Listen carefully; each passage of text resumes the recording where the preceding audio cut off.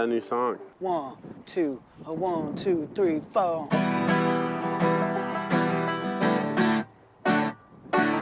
I've been looking for a new emotion, can't seem to find the time.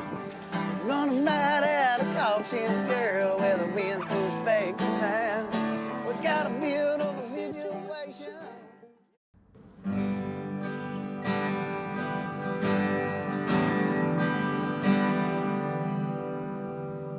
Musically, I would describe ourselves rock and roll mixed with acoustic music, whether it be country music or bluegrass music or folk music, and then spread a funky bit bass player on top of that, and gives us our own flair there.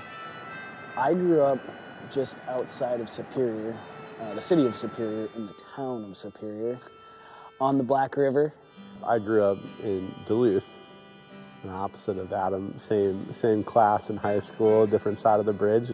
We grew up fishing, canoeing, camping, playing in the woods, swimming in the lakes, swimming in the rivers, doing just about anything you could do outside. Yeah. Is a big part of how we grew up and what we did, even though we grew up on opposite sides of the bridge. Prettiest girl I ever. Bluegrass has the perfect relationship with that outdoor feel, because you can do it anywhere. You don't need to be plugged in anywhere, and what better place to play your guitar than around a campfire or just outside wherever. You know, there's hardliner traditional bluegrass purists that believe it should be played a certain way. You know, I grew up playing Suzuki method violin, and every note had to be played exactly right. And the idea of doing that again with bluegrass, I don't want to do that. I just want to play and have fun and play how I want to play. We have taken so many influences from rock and roll, country music, bluegrass music, funk, soul, R&B, among other genres. We play songs that other bands play, but we play them a little bit differently because we learned them a little bit different. And bluegrass has this tradition of passing things down orally. Like, you sit around a campfire and you learn a song from somebody. Then you learn it the way they know it, not the way they learned it. Maybe it changes. And these songs have been traded off, for decades and decades, and passed down.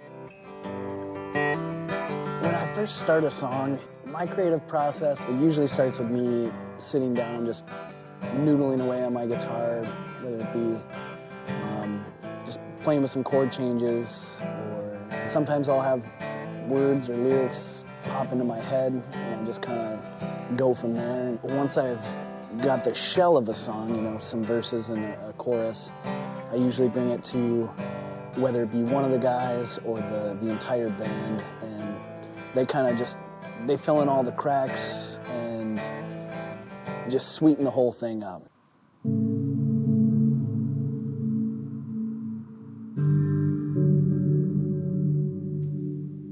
We've got some instrumental songs that we play that follow like a fiddle tune format, which is A, B, B.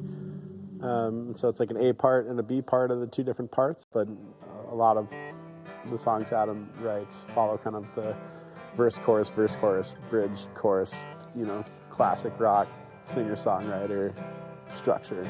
The music that we play is definitely part of our identity. I mean, singing songs about the Black River, where I grew up, or singing about lakes that we live around, or just different life experiences that we've had.